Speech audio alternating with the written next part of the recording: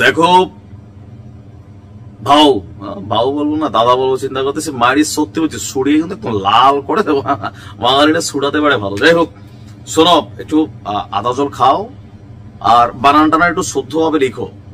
মারি গালি যখন দিচ্ছ সঠিকভাবে দাও, সব যা আসলো হলো, গালি পারো না, অশিক্ষিত মূর্খ। যাই হোক কথা বলছি, গতকালকে আমাদের প্রধান উপদেষ্টা ডক্টর মোহাম্মদ ইউনূসের সাথে ভারতের প্রধানমন্ত্রী নরেন্দ্র মোদীর যে বৈঠক নিয়ে মোটামুটি এশিয়ার অঞ্চলগুলোতে তোলপাড়। শেখ হাসিনার তো কিছুটা টেনশন হচ্ছেই, খুবই স্বাভাবিক, জেলাসির ইস্যু থাকবে যে মোদী কেন মানে ডক্টর মোহাম্মদ ইউনূসের সাথে গিয়ে হাত মিলেলো। এটা পলিটিক্যাল পয়েন্ট অফ ভিউতে ওনার চিন্তা হওয়াটা খুবই স্বাভাবিক। বা আওয়ামী লীগের নেতাকর্মী যারা আছেন, দেশ টেশ বুঝি না, আগে মানে ভারত বা অনেক দলের কর্মীরা আছেন দেশ টেশ বুঝি না, আগে পাকিস্তান জিন্দাবাদ, এই টাইপের যারা আছেন এদের আসলে বুঝাইতে আমরা অক্ষম। বাট আমরা কোন জায়গাতে ফোকাস করতেছি, মানে ডক্টর মোহাম্মদ ইউনূসের সামনে ব্যক্তি ক্যারেক্টার, আপনি যদি ব্যক্তি দেখেন, দেশ বাদ দেন, ভারতের প্রধানমন্ত্রী আবার যে কোনো কেউ হইলে তার ওজন হয়ে যাবে, তিনি ভারতের প্রধানমন্ত্রী। বাট ব্যক্তিত্বের জায়গা থেকে doctor Mohammad Yunus as a person, as a scholar, as a Nobel laureate, as a তার বিচক্ষণতা, এটা আকাশ। আর নরেন্দ্র মোদী ভারতের প্রধানমন্ত্রী হিসেবে তিনি তার দেশের জন্য অনেক উঁচু হইলেও, বাট দুইটা প্রদীপ যদি আমরা তুলনা করি, সেখানে এই প্রদীপটা অনেক মানে কি বলা হয় যে ধীর গতিতে বা নিভু নিভু জ্বলতে থাকা একটা প্রদীপ। এখন ডক্টর মোহাম্মদ ইউনূসের সামনে যখন গতকালকে নরেন্দ্র মোদী সাক্ষাৎ করলেন, একটা কথা যখন তিনি বললেন, আমার কাছে মনে হয়েছে এটা ডরে ভয়ে বলছেন, অথবা মুখ রক্ষার খাতিরে, অথবা I don't know Y, but তিনি বলছেন। আর এটা বলা ছাড়া কোনো গতিও ছিল না।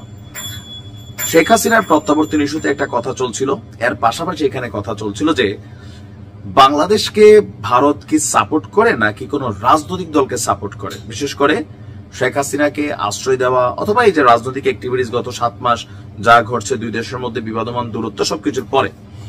তো মোদী বলছে যে ভারত বাংলাদেশে কোন নির্দিষ্ট দলকে, মানে নির্দিষ্ট কোন দলকে সাপোর্ট করে না। তো কাকে সাপোর্ট করে? নরেন্দ্র মোদী বলছেন যে ভারত বাংলাদেশে নির্দিষ্ট কোন দলকে না, বরং বাংলাদেশের জনগণকে, জনগণের সাথে আছে তাদের সম্পর্ক, মানে বাংলাদেশের জনগণের সাথে ভারতের সম্পর্ক।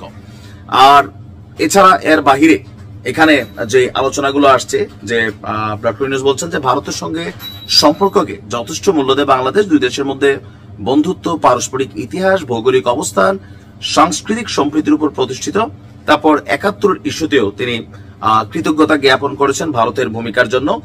তো এর বাইরে মোদীর সাথে শেখ হাসিনার প্রত্যর্পণ ইস্যুতে কি আলোচনা হয়েছে, এটা নিয়ে ভারতের যিনি ব্রিফিং করেছেন তিনি কিন্তু খুব বেশি কথা বলেন, নিশ্চয় আপনারা দেখছেন। ভারতের যিনি মানে প্রধানমন্ত্রীর যিনি উপদেষ্টা আছেন বা যিনি এটা নিয়ে ব্রিফ করছেন, তাকে সাংবাদিকরা জিজ্ঞেস করছে যে শেখ হাসিনার প্রত্যাবর্তন ইস্যুতে 40 মিনিটের মধ্যে কি কি কথা হয়েছে। বাট তারা বলছে আলোচনা হয়েছে, কিন্তু এটা মানে সম্পূর্ণ প্রকাশ করা যাবে না। এখন কেন করা যাবে না সেটা আমরা জানি না। হয়তো ডক্টর মোহাম্মদ ইউনূস বাংলাদেশে আসছেন গতকালকে রাত্রে, তিনি বক্তব্য দিলে আমরা হয়তো বিষয়টা আরো ক্লিয়ার হব।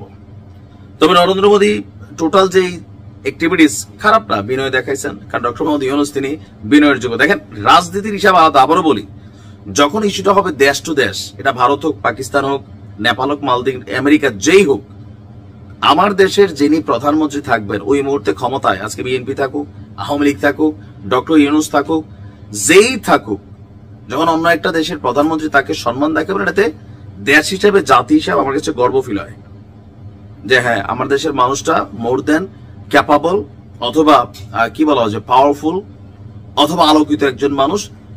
আর ওই যে রাষ্ট্রের প্রধান, এখন দেখেন ট্রাম্প পাগলা, কিন্তু আমেরিকার প্রধান সে প্রেসিডেন্ট, তারে সারা পৃথিবী এখন চাটবে, এটা আলাদা। কিন্তু কোয়ালিটিতে, ব্যক্তিত্বের জায়গায় আমার কাছে মনে হচ্ছে ডোনাল্ড ট্রাম্প আর কানাডার জাস্টিন ট্রুডোর মধ্যে আকাশ পাতাল পার্থক্য। বাট হু কেয়ার, আমেরিকার সে প্রেসিডেন্ট, তাই না? আর জাস্টিন ট্রুডো কানাডার প্রধানমন্ত্রী। সো এই জায়গাতে আকাশ পাতাল পার্থক্য আছে। তো যাই হোক, ডক্টর মোহাম্মদ ইউনূসের সামনে নরেন্দ্র মোদীর টোটাল অ্যাক্টিভিটিস, কথাবার্তা, সবকিছু মিলে মনে হয়েছে যে একটা আগাড়ি কোন সময় চিন্তা ছিল যে মানে কখন বৈঠকটা শেষ হবে।